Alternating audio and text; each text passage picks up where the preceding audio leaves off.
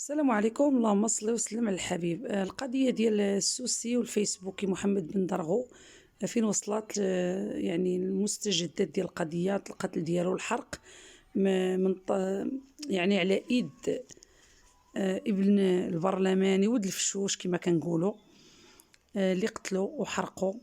وغادي تسمعوا التفاصيل، لانه تصوروا انه كان يعني فاش شكوا فيه بانه هو اخر واحد بقى معاه، وفاش عيطوا عليه صحاب محمد قالوا لي فين السيد كان معاك انت اخر واحد. جا عندهم، تخيلوا انه جا عندهم والجثه عنده في الكوفر ديال الطوموبيل. تخيلوا. عاود عيطت ليه مرته، قالت لي اخويا وريني، تلاقات معاه وجها لوجه وجا عندها. تخيلوا، جاب الطوموبيل وفيها الجثه ديال محمد راجلها، وقاجو وقاتلو خاشي في الكفر. هادشي غادي نعاود لكم كيفاش طرا، لانه غادي يعترف بالتفصيل للبوليس من بعد ما صافي الاتهامات كلها توجهت ليه. فخوتو والزوجه وصحابو غادي يتهموا هاد السيد، وغادي يبلغوا عليه انه غيقولوا هو اللي كان معاه الاخر. واخر مكالمه وفيها غادي تقطع، اللي كانت يوم الاثنين، تقطع التليفون ديال السيد. عيطت ليه المدام ديالو، قال لها كتب لها اوديو، وقال لها انا راه جاي وراك كنت معاه، رانا باقي مع السيد وانا بقى ليا شويه وانا غنجي، غادي يعطيني شي فلوس وغنجي. لان كما كتعرفوا كان كيتسالو كيدير التجاره الالكترونيه، وكان كيتسالو 372 مليون، ماشي سهله. يعني واحد المبلغ اللي كيجمعوا غير الفم. فهو قال لي عطيني، انا باغي نمشي لقطر، كان مسكين موجد حوايجو. الاخر قال لي غادي نجي عندك نهزك ونعطيك غير شي بركه. قال لي تا هو مسكين ما زعما ما دارش معاه شي حاجه، قال لي صافي عطيني غير شي بركه انا باش نمشي نسافر لقطر نحضر المنتخب، وما تبقى راه غادي نعطيه الموالي كيتسالوهم ليا. قال لي صافي غادي نعطيك شي بركه. مشى معاه. الاخر ما عرفتش انا واش طمع بالفلوس ولا. مني غادي تشدوا الشرطه غادي يعترف داك الشيء بالتفصيل، يقول لهم فعلا. وتخيلوا معايا نهار اللي عيطت ليه الشرطه، فاش غادي تستجوبوا لانه نتهموه باقي كاع ما غادي يعترف. يعني اول مره فاش عيطوا عليه الشرطه مشى لمكتب الشرطه. تصوروا شي حاجه اللي فوق التصور، انه مشى بطوموبيلته والجثه كاينه في الكوفر. تخيلوا معايا، وهضر مع البوليس قال لهم ما شفتوش، حطيته في واحد المنطقه، بغى يشري واحد البقعه ارضيه ديال فيلا، وراه حطيته تما وما عرفتوش فين مشى. عطيته الفلوس، عفوا ما قالش عطيته، قال لهم انا اللي كنتسالو الفلوس، انا كنتسالو الفلوس ورجع عندي باش يعطيني الفلوس، ولكن ما عطانيش، وراه باقي كنتسالو قد وقد. شوفوا البجاحه، شوفوا الباطل، شوفوا والكفر.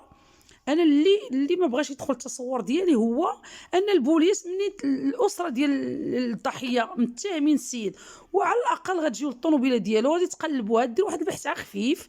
جا عندكم حتى تما بالسياره، قلبوا السياره، قلبوا واش هاد السيد مني هو اخر واحد كان معاه، ومعاه قطع التليفون. يعني تقطع التليفون مني كان معاه، مني هضرت مع الزوجه ديالو مباشره تقطع التليفون ديال السيد. كيصونيو ليه الاصدقاء، كيصونيو ليه خوتو، كتصوني عليه الزوجه، التليفون مقطوع.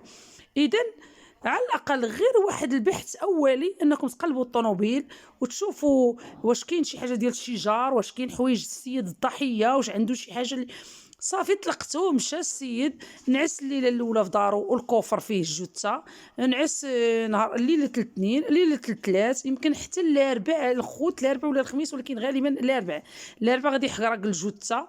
تما فاش يعيطوا عليهم غيقولوا لهم راه لقاو واحد السيد لقى الجثه، غيديها لواحد الخلا وغادي يحرقها.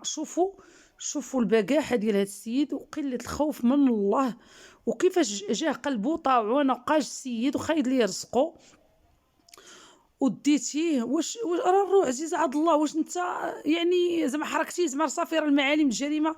تخيل واحد السيد الصديق ديال هذا المرحوم كيقول بانه شاف الجثه ملي جابوها للطب الشرعي، يعني الايدين ديالو مسكين، يعني تقريبا بقى فيها غير شي حاجه لانه كالوها الكلاب، الله يستر نهشوها مسكين.